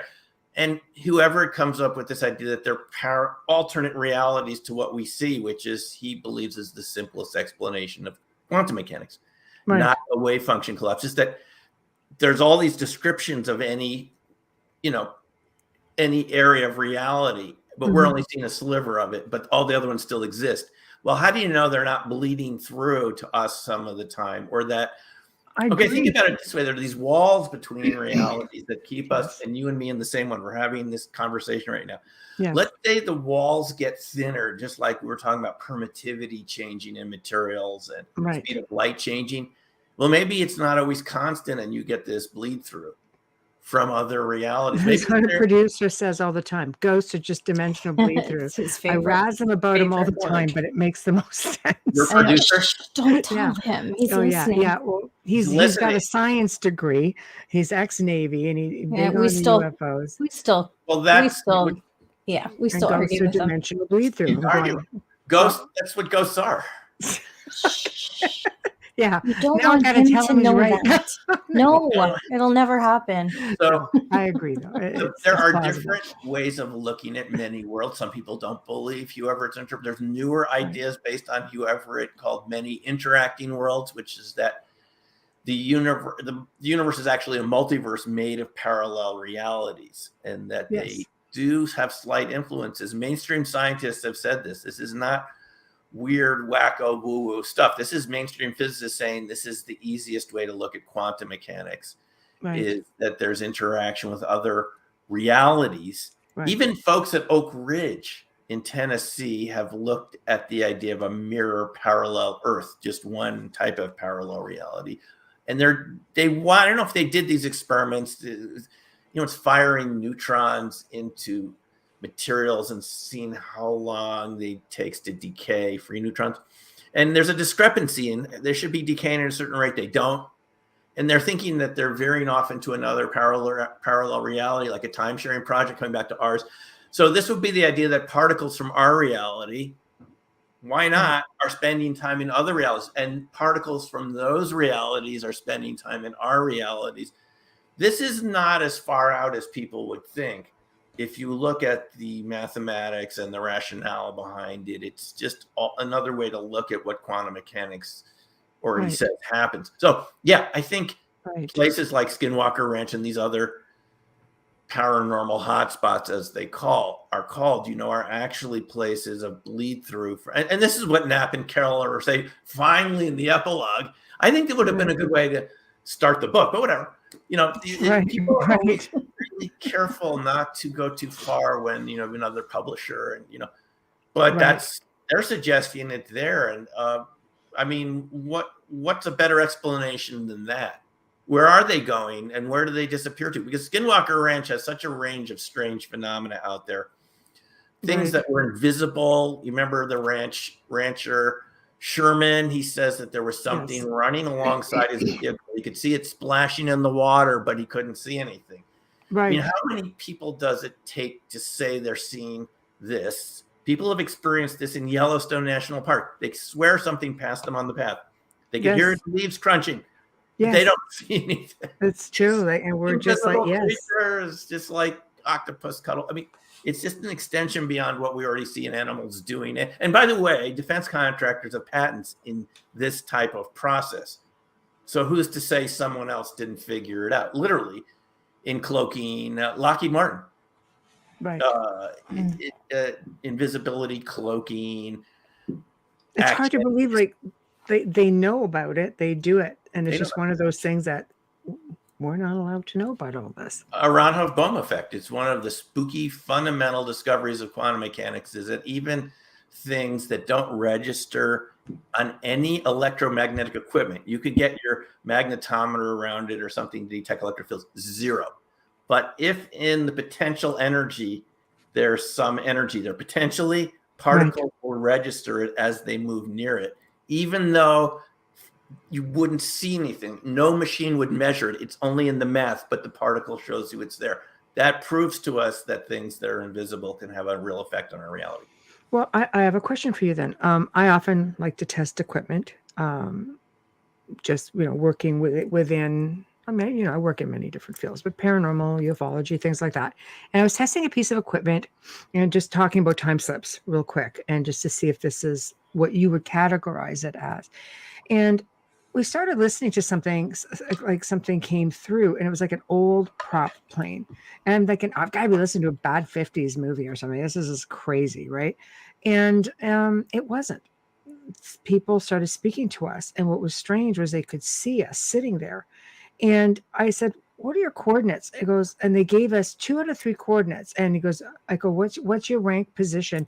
Major so-and-so man, blah, blah, blah, blah, blah. And we're like, they were over somewhere over the Pacific. And I'm like, oh, okay. Then all of a sudden, they're like, there's a man and a woman. They're sitting at a table. I'm like, because they have electricity. The door, it's open. I'm like, do not come through that door. Whatever the heck. I had this vision of this freaking bomber coming through my house or something. What would you categorize something like that? Is that indeed a time slip? Or I mean, it's intelligent. It wasn't just like a residual sound, because they were responding. They were responding, but it sounded like something from the past. It sounded like something like in the 50s, obviously, like maybe World War II era. No, this is real. I've heard too many cases of this, including friends. Wow.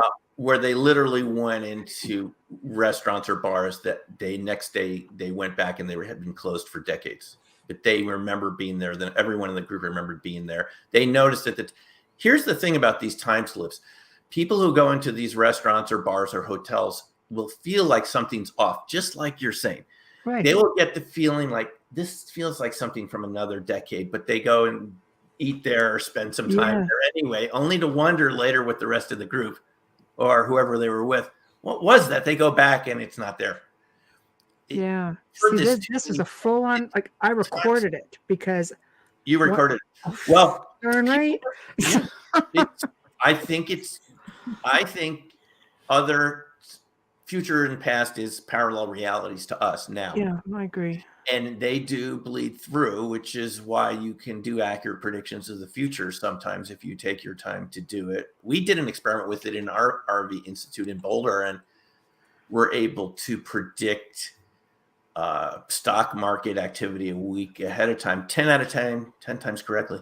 It was unbelievable. I couldn't believe it. It just is so that's what you'd expect. But I think tried a year later, exact same time, exact same date, everything. Couldn't get it. So you tried again later. Yeah. I tried a year later. I tried to recreate, like, okay, maybe it's the way the planets were lined up.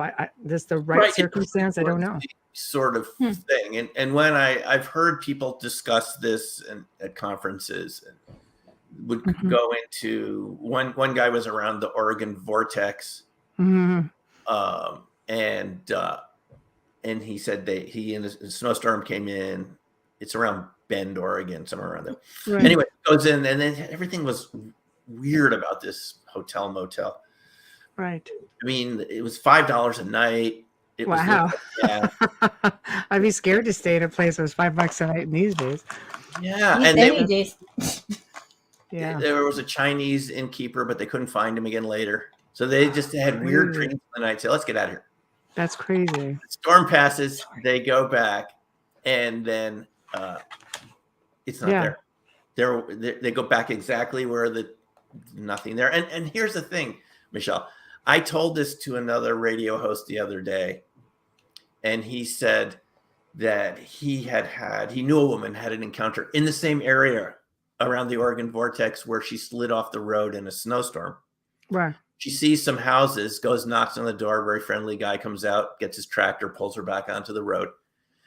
She goes back again another day. There was a guardrail there. There were no houses. Oh, nothing. Wow. So it just seems so like it's just an everyday occurrence. You hear about people who walk outside their house to the backyard, and they come in and everything is different, and then they walk back around and they're back in their current time. Like it's that it's that easy. What do you think, Amelia?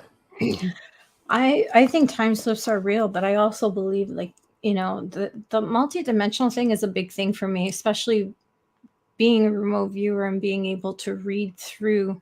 I don't like to talk about what I can do, but, you know, being able to read through the dimensions. I'm trying to do it without sounding like an a-hole. She can RP through dimensions is what she's trying to say. I don't like to, you know what I mean? Like, I'm not that person. I work usually anonymously.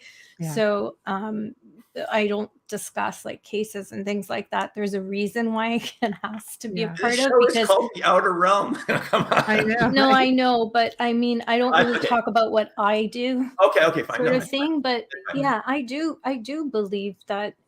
I believe in everything. It's so hard. I believe in the interdimension. I believe in time slips. I believe in lost time. I think a lot of us have had this experience where we're driving on a highway. In Canada, we call them highways, or, you know, and you get to your exit and you're like, what the flippin', how did this happen? I swear to God, I got in my car 5 minutes ago. You know, and I think we've all had that experience, where I've even had the experience where I've seen that exit and could have sworn I exited it, and I'm back again, and I'm like, what the hell? Then when I hear people talk about how they're abducted and then they're dropped back, sometimes sloppily a few minutes before, and their memory is still in that moment, it kind of scares me. You know, but I'm a person who likes to be in control. I'm not a drinker. I don't do recreational drugs. I need to be in control of my environment at all times. So I couldn't do what I do if I did get into that. And that's a whole other segment, because people come at me. UFOs and extraterrestrials. Yeah, they'll come at me with the ayahuasca, and I don't care if you do it. I just can't do it. I need to know where I'm at, what's around me at all times. I literally feel like I walk with 8 eyes on my head at all times. Mm-hmm. I'm very sensitive to everything around me. Right. You know, I'm just very sensitive. I remember I told Michelle this story. I'll tell it really, really fast because we're at the end, where I was in Emerge with my daughter, and my husband, and we're in Emerge at Sick Kids Hospital, and I could hear something before, I could see it and hear it before it was anywhere near me. And I moved my daughter and my husband into an examination room and closed the curtains and looked out. And there's a prison. They do take care of inmates there. And the guy was running from the police and security with the chain link on his ankles and wrists. And John just looked at me and said, I don't even know how you saw that. I go, I just felt it, saw it, heard it before it was even there. Yeah. You know, that's who I am. So if you add alcohol to that, I can't function. Right. No. Yeah. It's a great story. Oh, thanks. And that's a great story. And a lot of people have had experiences like that from time to time or heard about them. And now you've shared another one where you had a precognitive experience. It actually caused you to take action, which saved you from injury or something. It's happened a few times. It's like premonition. It's happened with other people as well. Yeah. Deja vu is a big thing for me too that I don't understand. Do you have any opinions on deja vu? I think it's in the same ballpark here. I mean, when things need to break through your ordinary sense of reality, they find a way to tunnel through to warn you ahead of time, and you could ignore it like we do sometimes. And then you realize, wow, that was a real premonition. I should have paid attention to that. No, I think it's all, and this is why some of these topics are hard to talk about. I think the way nature designed us, we're focused on survival, what matters right in the next moment. It's not what's happening out there far away. And we're all curious about these topics, but it seems that our consciousness always wants to push us back to what's right in front of us, because that's has survival value. And then society, the way we're brought up, and this is in that fantastic documentary, A Flash of Beauty, Bigfoot Revealed, that newer documentary on Bigfoot. They have psychiatrists and psychologists at the end of the show for about 20 minutes saying, not only do people have PTSD from their Sasquatch encounters because they didn't think it was real, and there it is, and it's big and fast and loud. they might not even remember it. And so I'm beginning to wonder whether all of us have this reservoir of so-called paranormal phenomena that we've experienced that we don't remember. I mean, it would still be there. It would make sense. Yeah. Maybe through hypnosis. Right. Yeah, because it's only so much your brain can handle beyond what you've been taught is real, and you agree with other people around you. Past a certain boggle point, it seems that you won't even remember the experience just because your mind is seemingly protecting you from something that doesn't fit in any box. Right. And otherwise, you might go psychotic or something. Oh, yeah, I believe it. So we're all challenged by the unknown, but I think it's healthy to explore it. I mean, this is reality, and do we want to believe a cartoon version of reality, or do you want to know what's really going on? Yeah. And it might be really cool. It's not just scary that something, I mean, this could be really cool stuff that we find ourselves learning more about ourselves. That's what always happens. And this is why we need to explore it. And I think it's about evolution.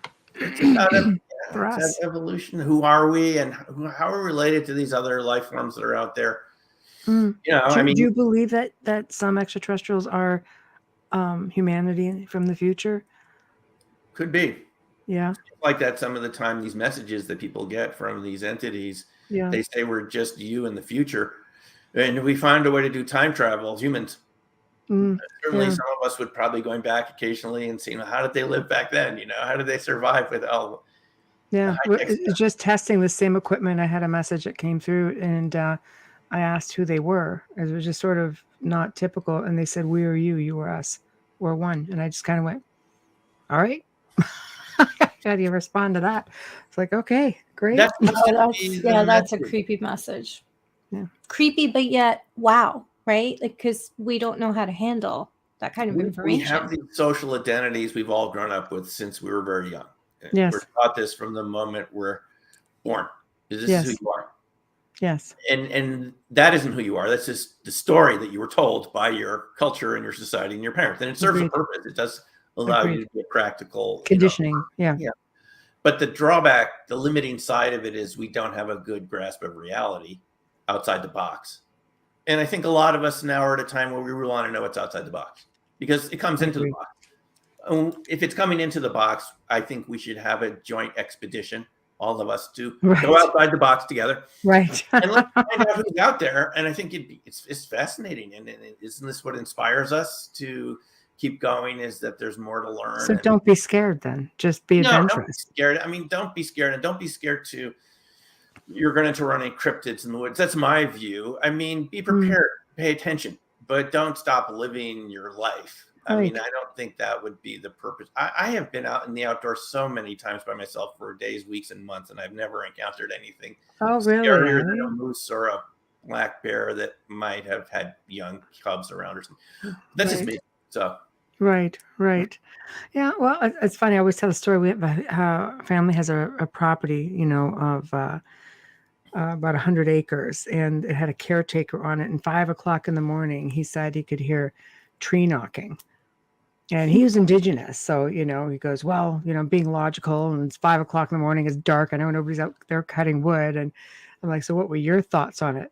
And he goes, well, it's okay. I get it. Panic. Yeah, don't go out there smacking pans around. Apparently that's a sign of war. We didn't know that. See, we learn from our guests all the time. We learn from our guests. That's why we have you here. Yeah, so I don't know. We hear about encounters where friends go out into the woods, they encounter a Sasquatch or a dogman or something, and they never talk about it again, and they never are friends again after they encounter. Their friendship breaks up over what they saw. I could see it's traumatic. I could see how traumatic, and one says never talk about it again. It might affect my reputation, and it all of a sudden breaks down very quickly. And it happens to UFO experiencers too. There's something about that feeling of loss of control in a group. And you don't want to revisit it in your mind because it could feel scary, and the people don't want to meet each other again. We've heard this in so many UFO abduction experiences where the witnesses didn't want to talk about it with the other people that were there. In fact, they never wanted to see them again because it just reminded them of this experience. And some people are afraid of losing their jobs. Yeah, well, that's another aspect of it. But I think we should get beyond that. We should just accept that these are real phenomena. That's how I feel as a sociologist. Instead of pushing this away like we did with child abuse, It took a meeting in the 1960s, 2 meetings in Chicago and DC for professionals to get together to admit that child abuse was happening instead of it just being kids falling out of trees or bullies. They could not accept that parents were doing this to their kids, and no doctor wanted to confront any parents, but they had a meeting. I learned this from Ron Westrom, another sociologist who's written about this. It's a hidden event until it stops being a hidden event. And these phenomena that we're talking about here have traumatized far too many people. We know too many people that are afraid. I personally know people like this who are afraid to go back in the woods. No, I don't think it should be like that. I think we should have a conversation about what we're encountering out there and deal with it rationally. If they are abducting some of us and taking some of us away, we should know about that too. If that could be going on, but let's deal with it realistically and stop kids about this. That's what I feel. Right. Yeah, maybe start by walking in a park instead of going deep into a forest, because it's like a car accident. If you don't get in the car right away, you may never drive again. You know, just from that fear. Minor collisions. You need collision. Happened to you're a little jittery. It's happened to all that. You're just jittery for a while. You just have to keep doing it. Yeah. Take the bull by the horns. That's until the next time it happens. But whatever. Yeah, well, I've been in a few, but I remember my first one. My dad, it was somebody who had hit me. I didn't even I was going for my license. I was with the instructor. But anyways, I was just proceeding on the green. That's not encouraging right there. You know, right? No, it's just crazy. He came out of across the street and went across 3 lanes and asked his passenger if the way was clear. So as soon as that went up in front of the judge, it was over for him. But anyways, I remember going home and my dad looking at me and saying, "You need to go in that car. You need to get in that car right now, and we're going to drive." But I think with people who have experiences like that, it's an important part of healing and taking back the control, right? Right. And it's such a good point, Amelia, because we know people that have experienced various types of trauma. And one reaction is not to want to go outside anymore. And we hear this about people that have encountered more potentially violent cryptids, that they're literally afraid to go outside at night. And I think it's just like a car, like you're saying with a car accident. The trauma is something that we can deal with, and there's ways to learn to overcome the fear and to continue on with your life. We don't want people that are afraid to go outside because of cryptids. But the reason the trauma is so harsh is because they didn't think it was real, right? They just said, this can't exist. It's not a fairy tale. Looking creature, right? It's not only at you, 7 feet high, not too far away. I haven't encountered it, but people do. They're there. I see that. I would love to see. I mean, we share space with a whole other world of beings. I think that we need to realize that we ourselves, you know, are probably the low man on the totem pole with respect to how long we've been here. And I'm sure on a big level we're tolerated. So, you know. And some of us aren't. Some of us survival of the tolerate everybody. Yeah, exactly. But we are at the top of the hour. Yeah. And I can't believe it's like we're here already. It just seems like it went so quick. Like, thank you so much for coming on and sharing all this information. I keep wanting to ask you, when are we going to start the interview? Oh, right. I know. It's great. It's been great. You're amazing. Thank you. Thanks, guys. I really enjoyed this. It was really fun talking with you. And thanks for the audience for listening. Thank you. Well, this is the part of the show where you tell everybody what you have coming up, how they can find your book, your website. Are you writing another book? Octopus. Hold them all up if you can. Yeah. I'm happy to send people signed. My blog is newcrystalmind.com, newcrystalmind.com, and I'm happy to send people signed copies. Oh, nice. From the author. Yeah, right. I have remote viewing classes that people can go through at their own pace. You can find this on New Crystal Mind. Oh, that's fantastic. You can do some where I help out or just at your own pace on your own. And a couple times a year I do live classes. And we do have our Bigfoot cryptid Zoom group now, which we hold on Thursday night. I think that's fantastic. We're hearing from someone tomorrow night that said his entire family saw a huge black dog walk through the wall in the house and out the other wall, and his dad still talks about it. His dad was an Arkansas State Trooper. Oh my gosh. They all saw it. They get the best visions. Michelle, it's true. They're around. They get the best sightings. They're out there. Oh my gosh. I think this is a fantastic area of research. What are we encountering? And I think Well, I want to know what sort of multiverse we live in, don't you? So, No anyway, thanks kidding. for listening, folks, and I appreciate everyone's interest. It was fantastic. YouTube, Twitter, you can contact me there too.